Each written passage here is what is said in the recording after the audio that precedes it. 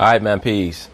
So I'm sure that you brothers that follow the NBA have heard by now that the league has decided to fine Mr. Anthony Davis $50,000 for the public statements made by his agent, Rich Paul, where he basically has declared on behalf of Anthony Davis that he wants to be traded to a particular team, or at the very least wants to be traded away from the New Orleans Pelicans. But we know what is implied here, that he wants to go to the LA Lakers.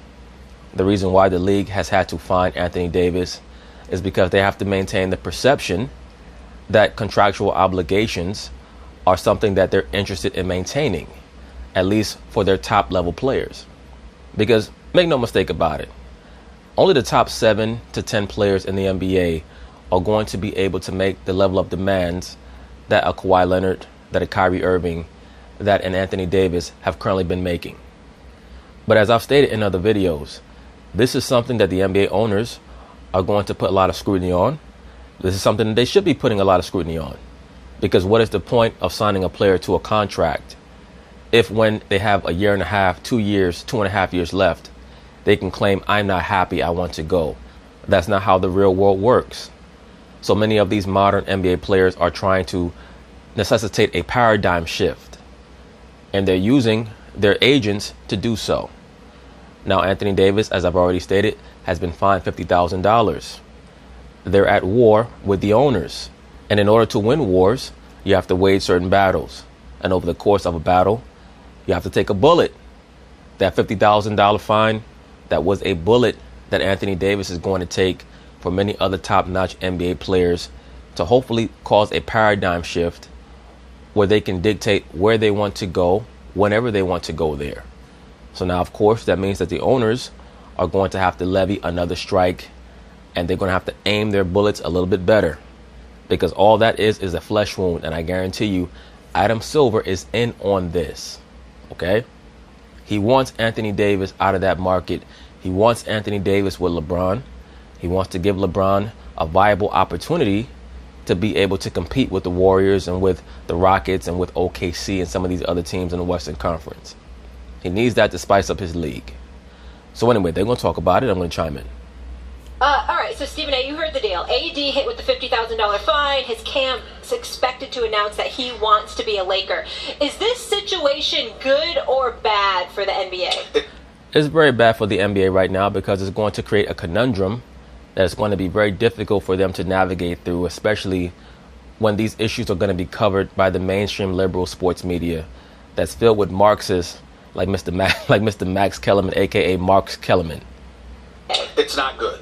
It's not good. You could label it bad. I wouldn't go that extreme, but it's certainly not good. And the reason why it's not good is because when the NBA had the latest collective bargaining agreement and the one that they had in 2011, their objective was to limit movement on the part of players, meaning players under contract having the ability to force their way out of a situation before their contract expired. Let me break some stuff down, Max and Molly, because yeah, please break it down. Make yourself useful. And to the audience here, because I want everybody to understand this is a little complicated, but work with me here. When LeBron James decided to leave Cleveland to go to South Beach the first time, the issue wasn't with him electing to leave as a free agent.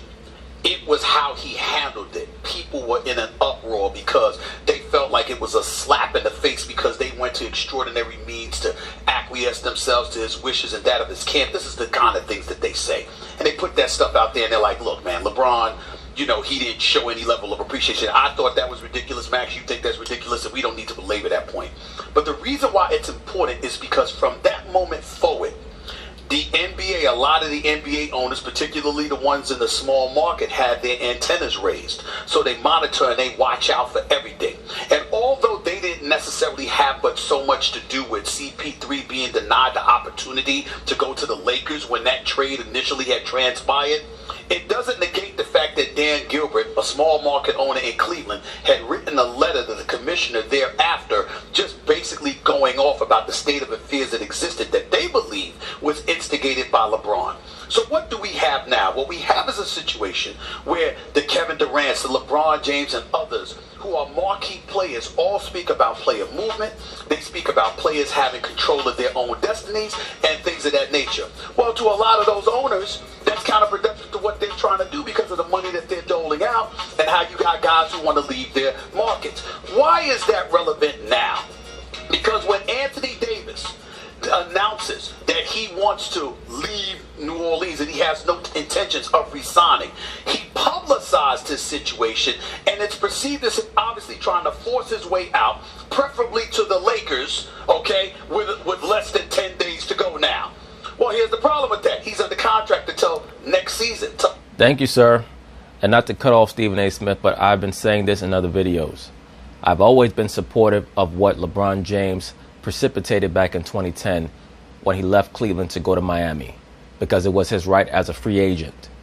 But once you sign a contract, it's incumbent on you to fulfill your contract. Now, certain brothers might say, well, wait a minute. What about when the owners want to trade a player? That's within their right. If you as a man cannot foresee that 4 or 5 years down the line, I might not be comfortable here, you know what that means? Don't sign a 4 or 5 year contract.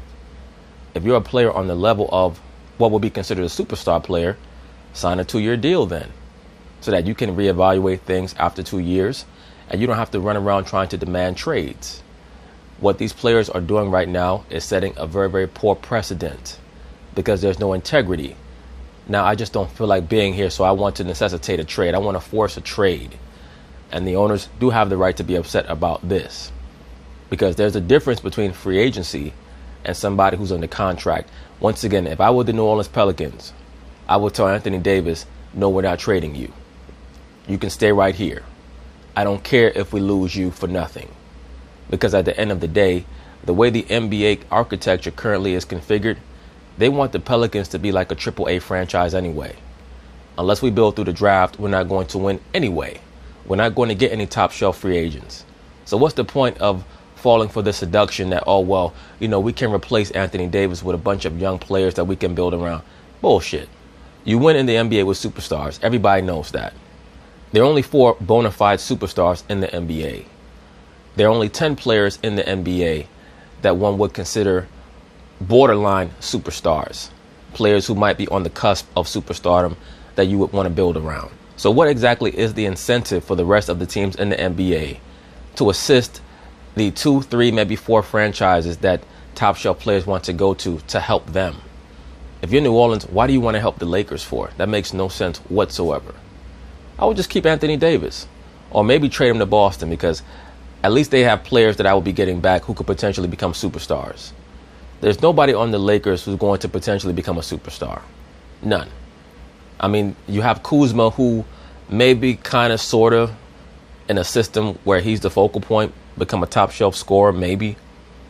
Brandon Ingram is going to be a 20-point guy at best in his career. He's never going to be Kevin Durant, ever. He's not a good enough shooter. Lonzo Ball, to me, looks like somebody who does not really want to be there. I've said that in the past. When I watch him play, I don't see any passion. I see a guy who just does not want to disappoint his dad. So if I'm New Orleans, I told Anthony Davis, get comfortable. Until the summer of 2020. So what do you have? You have this situation right now where everybody's looking at them and they're like, we got to put a stop to this. Here's the interesting part. This is what I'm being told. The New Orleans Pelicans literally are contemplating saying he can kick rocks. He ain't going no damn place. Absolutely, and they should stick to that. They should stick to that. Because Anthony Davis is trying to play the nice guy while being dictated to by LeBron James and Rich Paul. And if I'm the GM for the New Orleans Pelicans, Dell Demps, I'm going to make his worst nightmare come true. I'm going to make you look like the bad guy. Because the Pelicans are not really that far away. They have a decent backcourt. They have a good front court. Anthony Davis, if you're supposed to be that great, lead us to the promised land. You got to the second round last year. All of a sudden, you're just going to give up? That's bullshit. That tells me that you've been conspiring with LeBron James and Rich Paul since last season, probably. He's under contract, okay? He can sign a 5-year max right now, get $240 million. If he stays there through next season, it could be 6 years, and Anthony Davis could potentially become the first $300 million player in NBA history. And they're saying, you want to walk away from that? They're contemplating that. I'm hearing that people like Greg Popovich are on the phone with Dell Demps, a young man he practically raised in Agreed. You don't have to do a damn thing. And in the end, why are people saying that about the Lakers? Because we've been talking about Magic Johnson all of this time. The name that we didn't mention enough was Rob Pelinka, his GM. Why is Rob Pelinka relevant? Because Rob Pelinka is the general manager of the Lakers, working under Magic Johnson, Kobe's right-hand man, who was an agent prior to being an executive. Fair or unfair, has his share of enemies, in terms of other agents who are not inclined to send their clients to L.A. Rich Paul might be willing to do that with Anthony Davis, but a whole bunch of agents out there ain't willing to do that with their clients. That's interesting. Very interesting.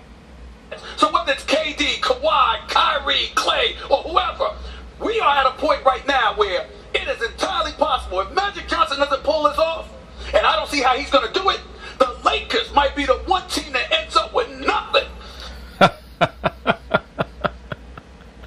Well, I tell you what, Stephen A. Smith, if what you're saying is true, I could see Magic Johnson telling Rob Pelinka to kick rocks.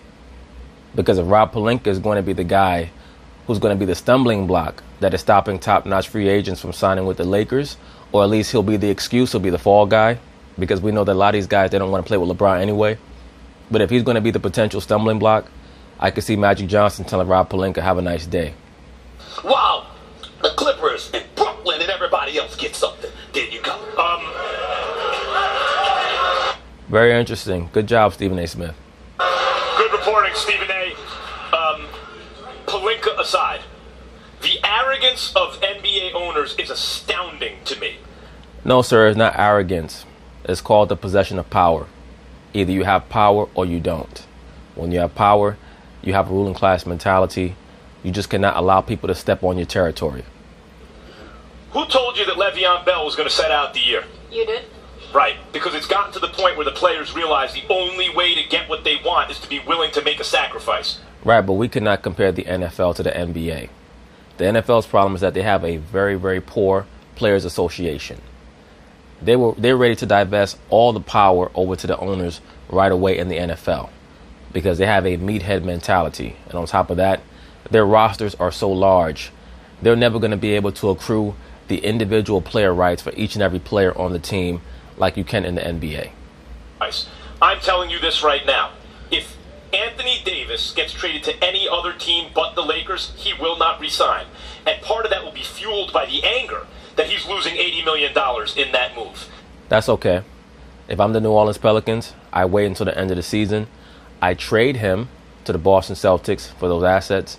If I'm Danny Ainge, I keep Anthony Davis all the way through the All-Star break 2020 or to the trading deadline 2020. I ask Anthony Davis, what do you plan to do? If he says, I plan on going to the Lakers, no problem. I trade him again. Let me explain what's going on here. In the NBA, you work your whole life. You're a genetic freak, first of all, and then you work your whole life to get to a place where it's literally almost not exaggeration to say everyone in the world who can play in the NBA does. Like, that's something almost everyone in the world has a shot to do it, is trying to do it, but you get there. Not only that, you're one of the best who ever did it. You're a max contract player. If you're one of those guys, you cannot leave where you're drafted. You have no choice to work in the city to which you're drafted. Here goes Max Kellerman, the cultural Marxist.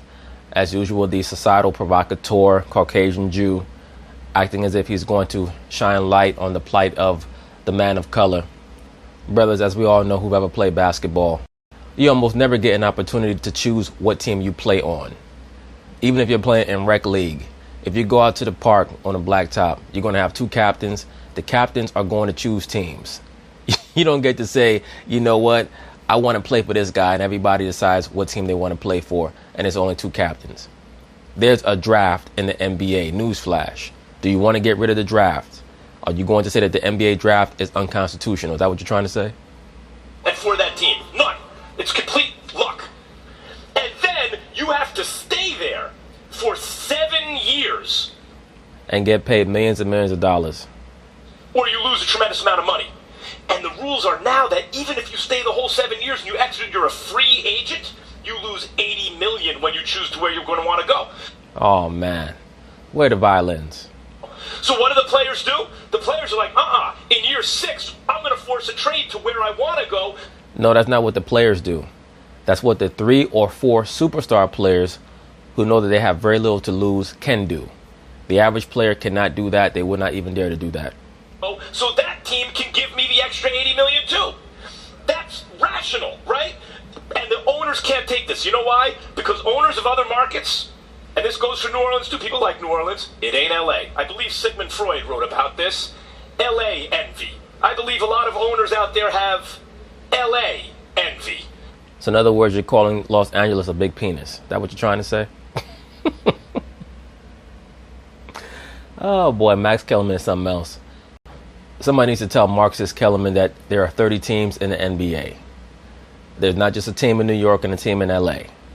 I'm sure that he would not mind that. Maybe we could just have, one day we could just have a league with just a team in LA and a team in New York, and they could just play each other 82 times and then go to the playoffs and play each other in a best of 7, and that'll be that. You don't own the Lakers. The Buss family owns the Lakers. You don't. That's where someone wants to play. Tough. I guarantee you, Gentlemen. Anthony Davis winds up a Laker come hell or high water. Really interesting points. I've mentioned this in previous videos when it comes to Mr. Max Kellerman. He's one of these guys who gets on TV and releases a whole lot of fluff into the atmosphere, and none of it would be what he would actually practice in real life were he a business owner. He's a professional provocateur. But anyway, peace.